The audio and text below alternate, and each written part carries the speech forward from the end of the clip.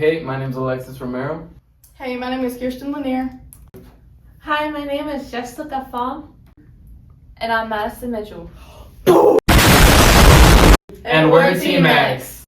This is going to be our abstract page, and this moving image right here is a representation of our sucralose molecule.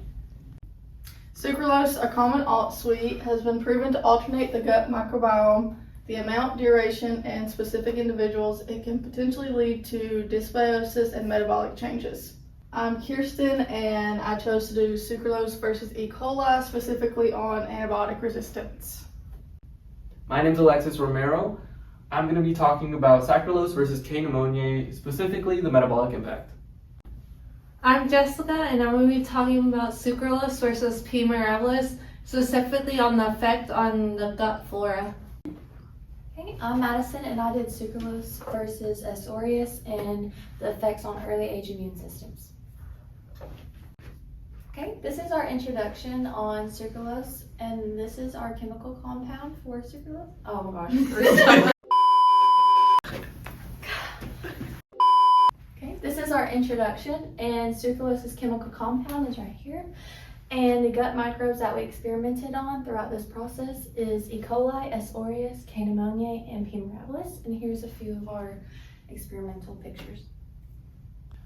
To start it off, we're going to be talking about materials and methods.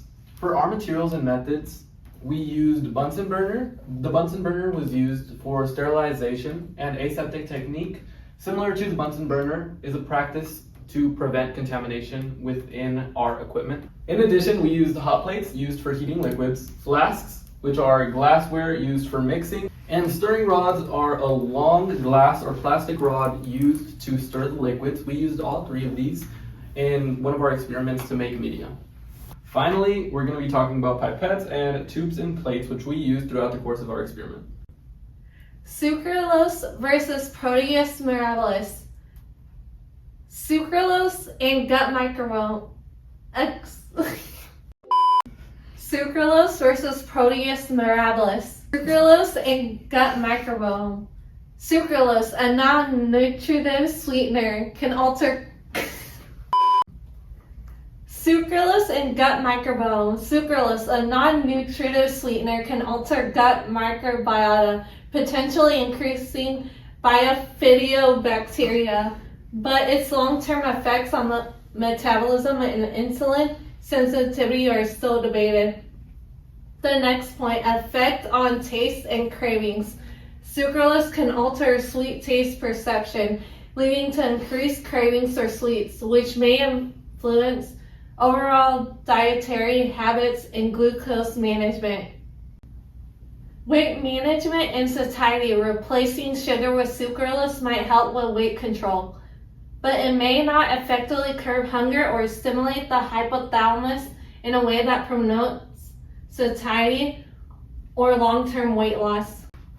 Proteus mirabilis, a gram-negative bacterium in the gut, can cause urinary tract infections and contribute to infections in immunocompromised individuals with unique metabolic features, aiding its survival and pathogenic potential. My article was on sucralose versus E. coli, specifically antibiotic resistance. Researchers investigated the interaction between microbials and sucralose on antimicrobial resistance and mutation of E. coli by evaluating different bacteria strains and growth conditions.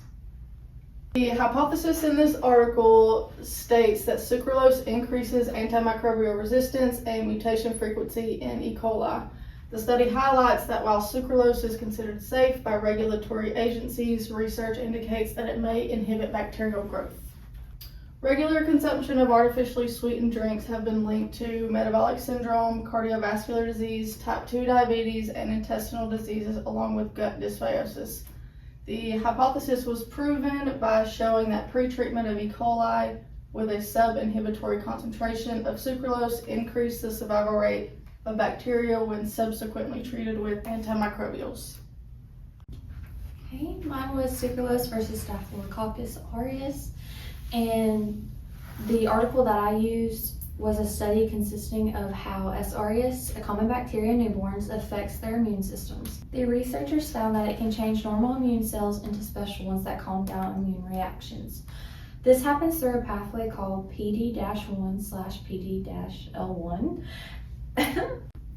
which helps control immune responses. This results suggest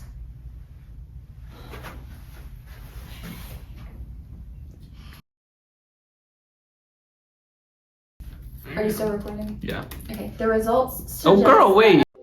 The results suggest that S. aureus may use this trick to avoid being attacked by the immune system. The study shows how early exposed bacteria can shape a baby's developing immune system.